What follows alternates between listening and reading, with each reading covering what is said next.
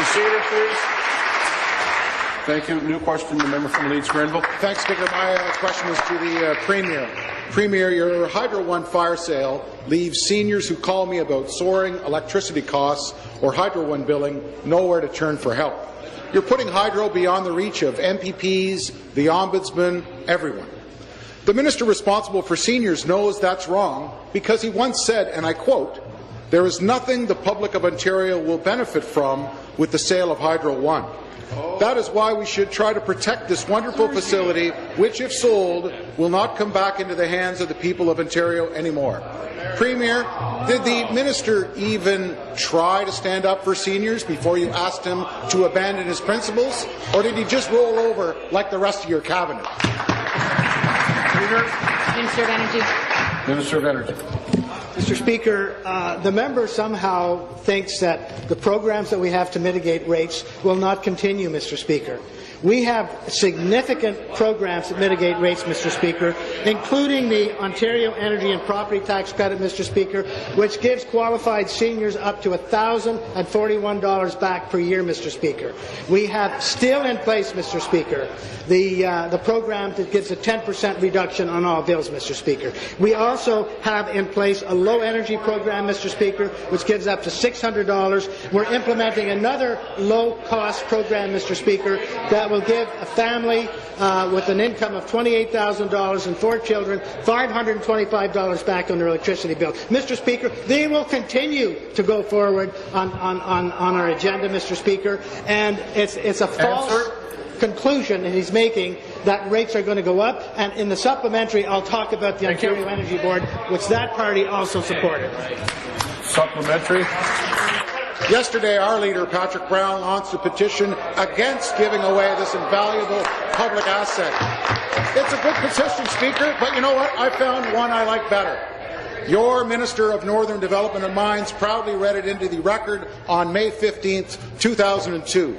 We, the undersigned, petitioned the Legislative Assembly of Ontario to encourage Ernie Eves to take Dalton McGuinty's advice to put working families ahead of his Bay Street friends by immediately stopping the sale of Hydro One. Premier Eves did the right thing in 2002. He listened to Ontarians who signed that minister's petition. Will you respect the thousands of Ontarians signing our petition today at stopthehydrofiresale.ca by pulling the plug on this bad deal?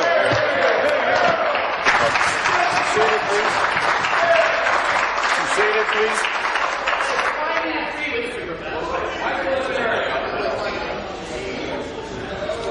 Michael always stood up for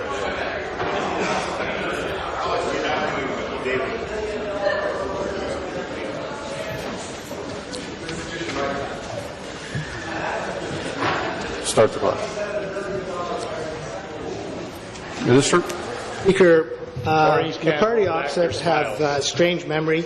Mr. Speaker, they issued a policy paper only about a year and a half or so ago where they were proposing to sell off to the private sector significant interest in Hydro One and OPG, Mr. Speaker. And, Mr. Speaker, what were they going to rely on to protect seniors? Their white paper, Mr. Speaker.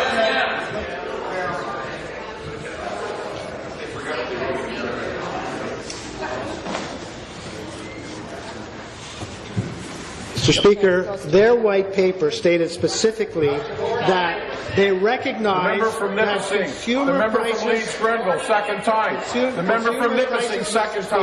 would continue to be protected and regulated by the Ontario Energy Board. That's their paper, Mr. Speaker. And incidentally, the member from Nipissing is warned.